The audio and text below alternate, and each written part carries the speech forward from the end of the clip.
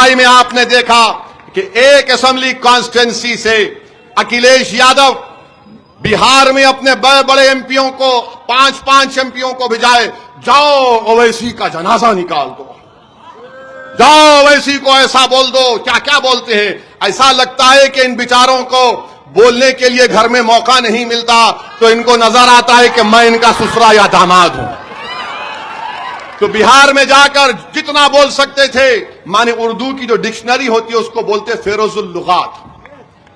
उसको क्या बोलते हैं? फेरोजुल लुगात। वो फेरोजुल लुगात में जितने गलत अल्फाज थे पूरे मुझ पर इस्तेमाल किए अखिलेश यादव के जितने एमपीज आए थे। मगर नतीजा क्या निकला?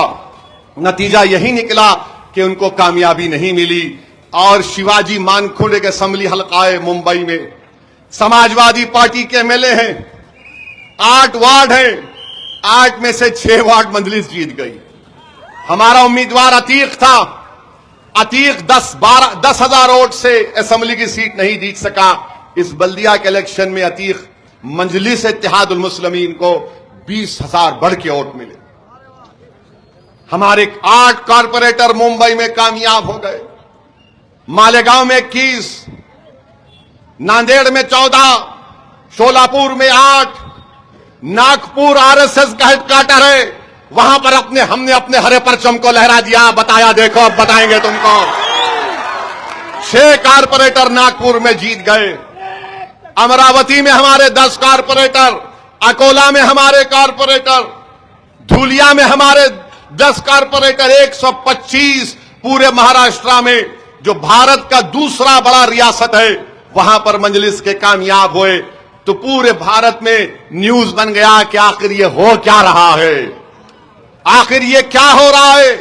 हर टीवी चैनल पर, हर यूट्यूब के चैनल पर, हर छोटे बड़े लोग, अरे ये कौन है, ये क्या हो रहा है। अरे ये वो हो रहा है जो 125 जीत कर आए, जो बिहार से 5 जीत कर आए। वो तुम जालिमों को पैगाम दे रहे हैं कि तुमने 70 साल हमको धोखा दिया, तुमने हमारे वोट हासिल किए, मगर तुमने 6 दिसंबर को तुम रोक नहीं सके। तुमने हमसे वोट हासिल किया, हमको अपना रहबर और अपना रहनुमा बनाकर, मगर तुमने हमारी रहजनी की, तुमने हमको धोखा दिया। अरे बिहार से जो पैगाम निकल गया वो महाराष्ट्र के गली कूचों में, मुंबई के शहर में पहुंच गया। तो मैं नलगुंडा और तेलंगाना की आवाम से दरमंदाना अपील करता हूं कि आपको अपने वोट से 11 तारीख के दिन मजलिस को कामयाब और कामरान करना है। महाराष्ट्र में मिली कामयाबी के बाद ऑल इंडिया मजलिस इत्तेहादुल मुस्लिमीन के सदर असदुद्दीन ओवैसी आज पहली बार किसी मजलिस से मुखातिब हो रहे थे और इस दरमियान उन्होंने अपनी प्रचंड जीत का जिक्र किया और ये बताया कि किस तरीके से अखिलेश यादव ने इनकी पार्टी के नेताओं को हराने के लिए सीधे तौर पर, खुलेआम तौर पर अपने नेताओं को भेजा और ये कहा कि जाओ ओवैसी का जनाजा निकाल दो।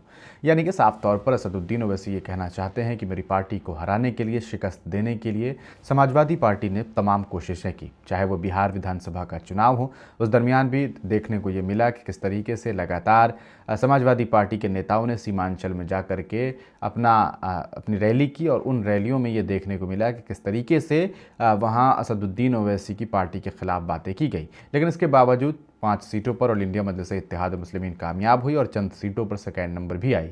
इसके बाद असदुद्दीन ओवैसी के जो लीडरान हैं उनका और ख़ुद असदुद्दीन ओवैसी को कहीं ना कहीं बहुत ज़्यादा हिम्मत मिली है और यही वजह है कि वो लगातार हमलावर हो रहे हैं। और क्या कुछ असदुद्दीन ओवैसी ने महाराष्ट्र में हुए अभी बीएमसी चुनाव और नगर महापालिका चुनाव के बारे में कहा। देखा आपने इस वीडियो को। आप इस वीडियो को देखने के बाद क्या कुछ सोचते हैं, अपनी राय कमेंट सेक्शन में ज़रूर लिखिएगा। क्या आपको लगता है।